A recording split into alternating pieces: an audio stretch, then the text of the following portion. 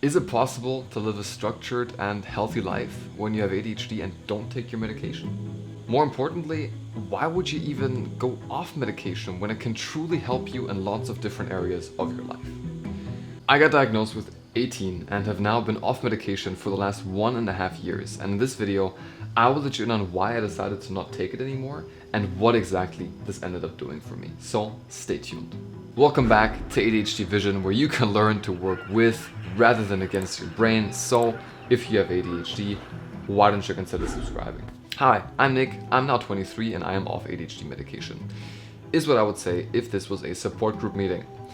Thankfully it isn't, so I don't really know why I started the video off like that. My name is Hans. Drinking has ruined my life. I'm 31 years old. Anyway, on a more serious note, before we dive into it, seeing as ADHD is a spectrum disorder, meaning that some people have it worse than others, please don't take what I say as anything more than me telling you guys about my own experience. I am not a doctor and therefore definitely not qualified enough to tell random people on the internet, who I haven't even met yet, if they should take medication or not. Great! Now that we have that formality out of the way, let's dive into it. As we all know, ADHD medication is quickly becoming the unquestioned norm.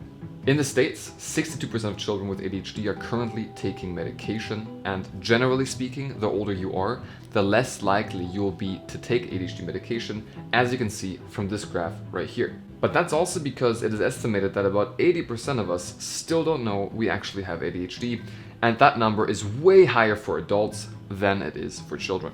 The reason why I wanted to highlight this is because most of you guys are from the US, and it's pretty much normal there to get diagnosed and medicated when you are very young, right? Me, on the other hand, I actually grew up in Germany, where the awareness surrounding ADHD wasn't as widespread, which was also the reason for why I didn't get diagnosed until I was 18, where my whole life suddenly explained itself to me.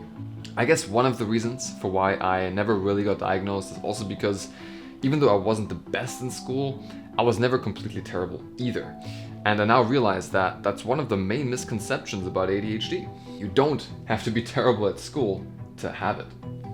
Trust me, I'm like a smart person. On top of that, I also have inattentive ADHD, which is a lot more difficult to spot from the outside. If you're not sure what this means, click on the top right, where I'll let you in on the 3 subtypes to ADHD. Anyway, when I got diagnosed and got access to medication for the first time, I was actually in university doing my studies. And like I explained in my ADHD story video, when I took medication for the first time, for me it was methylphenidate. I literally felt like Bradley Cooper from Limitless. You know how they say that we can only access 20% of our brain? This lets you access all of it. I could finally concentrate on the most uninteresting shit for once, and it felt really, really great, and it did help me perform at university. But the more I used it, the more it became normal, and the more I ended up not liking it anymore. Socially, I became less spontaneous, more quiet, less enthusiastic, which was something completely new to me. And this is something I'm sure, lots of you can relate to. I always had the worst calm down.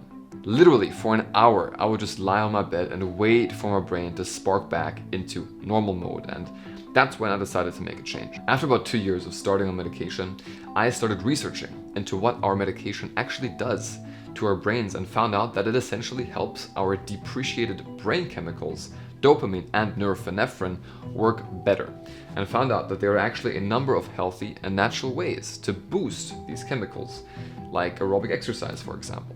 I then made the decision to try out these more natural ways. Shout out to nature. Now, when I decided to make this change, I pretty much also started this YouTube channel. And you can see that one of the first videos was about the hunter and gatherer theory from Tom Hartman, basically proposing that ADHD is simply a different way of seeing the world and not a disorder, which I still, as of today, see as something that is a possibility. Back then, I also started to incorporate a morning routine that helped me get my ADHD in check naturally, where I incorporated both exercise and meditation, which I also still follow to this day. I learned about the types of jobs that my brain would not only have an easy time in, but could also excel at, and so on. Basically, I learned how to work with rather than against my brain, which is what this channel is all about. So if you haven't already, why don't you consider subscribing to not miss out on any more helpful content. Alright, sorry for that plug. I thought that one fit in quite well. That was very sneaky of you. Now, do I miss taking medication? Yes, absolutely. I'm not gonna lie and say that these meds can't make my life easier in certain areas. Like I said, if I really have to do some non-ADHD thing that doesn't interest me and is a real drag, then yes, 6 to 8 hours of unnatural focus would be a huge help. But I've actually also been quite fortunate to be able to set up my life in a way where I don't have to encounter these types of situations as frequently as I used to anymore. For example, I now work at a job that's 1, ever-changing, 2, keeps me motivated with short-term monetary rewards, and 3, involves talking to lots of new people every day. Literally, guys, if I was on medication when doing what I'm doing now, I would perform a lot worse because my ADHD-ness is the thing that actually gives me the upper hand. Also, because of my ADHD propensity to easily get addicted, I realized that even if I got myself a new pack of them, told myself I would just take them if I really needed to, I would just start taking them more and more, eventually falling into the same self-destructive pattern. Over the past years, I learned that for our brains, it's always either all or nothing, which is why staying self-disciplined can definitely have its benefits. Normally, if given a choice between doing something and nothing, I'd choose to do nothing. But I will do something if it helps someone else do nothing. Now, something that helped me in the beginning was exchanging my ADHD medication with something completely different that still helped me focus. That one thing was a combination of green tea extract called L-theanine and coffee. Basically, L-theanine comes in small little tablets. I took about 200 milligrams, took that, lasted about 8 hours, and I drank coffee to it. This got me focused, and I'm not gonna lie to you, it wasn't the same as medication, but it did exchange medication in a way where I finally had something else to fall back on. I think this is especially important for you guys in the beginning, so you guys don't make that extreme cut from having medication to not having it anymore. At the end of the day, the decision of whether you should go off medication or not, I think, should come down to the question of what you're currently doing, and if you're in an environment where your ADHD brain can thrive without medication. If that answer right now is no, don't feel bad for needing medication. I've just realized that for me personally, I feel a lot better when I'm not on medication and I'm not dependent on medication. Generally, I just don't like the idea of being dependent on a substance like that.